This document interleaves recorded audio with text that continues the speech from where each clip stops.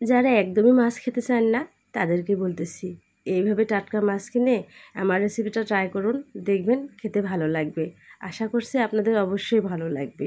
আমি প্রথমে হলুদ গুঁড়া, লবণ দিয়ে ভালো মতো মাছগুলোকে ম্যারিনেট করে রেখে দেবো 20 মিনিট। আসসালামু আলাইকুম everyone, welcome back to my channel. প্রতিদিনের মতো চলে আসলাম আমি শিউলি আক্তার শিমু আপনাদের মাঝে। শিউলি শিমু মানেই কিন্তু সহজ রেসিপি, একদমই সাধারণ রেসিপি, কিন্তু ভালো লাগবে আশা করতেছি। আমি প্রথমে সরিষার তেলে দিয়ে দিলাম মানে মাছগুলিকে দিয়ে একটু ভেজে নিলাম, তারপর উঠিয়ে নেব, নিয়ে রান্না করব। আমার রান্না মানে একদমই সহজ রেসিপি এবং সিম্পল। তারপর দিয়ে দিলাম সরিষার তেলগুলো যখন একটু গরম হয়ে উঠবে তখনই আমি দিয়ে দেব পেঁয়াজ কুচি। সে মানে পরিমাণ মতো পেঁয়াজ কুচি দিবেন, যার যেরকম ভালো লাগে ঠিক সেভাবে পেঁয়াজ কুচিটা দিবেন। আমি আমার পরিমাণ মতো পেঁয়াজ কুচিগুলোকে দিলাম এবং একটু বাদামি করে ভেজে নিলাম। এবার দিয়ে দিলাম তেজপাতা, তারপর দিয়ে দিলাম একটা শুকনো ঝাল ফোড়ন।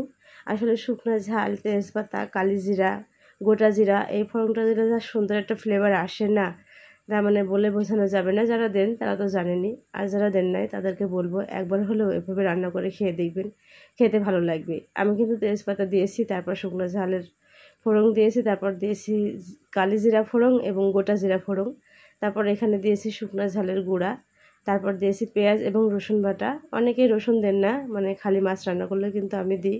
তারপর জিরা ধনিয়া বাটা দিয়ে ভালো মতো মশলাগুলোকে কষিয়ে নিব।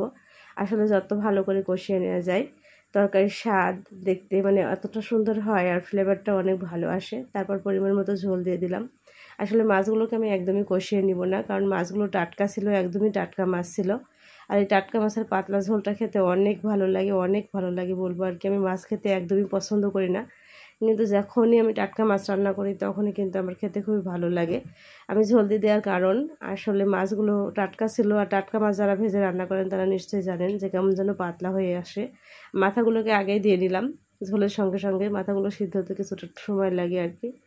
আর তারপর যখন ঝোলগুলো ফুটে উঠেছে তখন সমস্ত মাছগুলো সবই দিয়ে দিলাম, দিয়ে এবার আমি আমার রান্নাটি করে নেব। এই পাতলা ঝোল, সিলভার মাছের পাতলা ঝোলটি খেতে খুবই ভালো লাগে। আর আমার রেসিপি মানে তো সহজ রেসিপি, একদমই সাধারণ রেসিপি। সাধারণ মানুষ আমি, আর গ্রামের মানুষ। আমি যেভাবে রান্না করি সেটাই আপনাদের সঙ্গে শেয়ার করি। আমার ভিডিও যদি কারো ভালো লেগে থাকে অবশ্যই একটা লাইক কমেন্টস করবেন। আর যদি আমার ভিডিও আবারও দেখতে চান তো অবশ্যই আমার ফলো দিয়ে আমার পাশে থাকবেন। এই তো আমার রান্নার প্রায় শেষ পর্যায়ে। এবার আমার রান্নাটা আমি নামিয়ে নিলাম, তারপর জিরা গুঁড়ো করে নিলাম। আসলে জিরা গুঁড়ো করে অনেকেই রেখে দেয়, কিন্তু আমি টাটকা টাটকা জিরাটা গুঁড়ো করি। টাটকা জিরা গন্ধ যা একটা ফ্লেভার আসে না, সেই ফ্লেভারে মনে হয় 1 প্লেট ভাত খেয়ে নেবো আর কি। বাঙালি মানে তো ভাত, আর মাছে ভাতে বাঙালি। আজকের ভিডিও এ পর্যন্ত। সবাই ভালো থাকবেন, সবাইকে নিয়ে ভালো থাকবেন। আল্লাহ হাফেজ।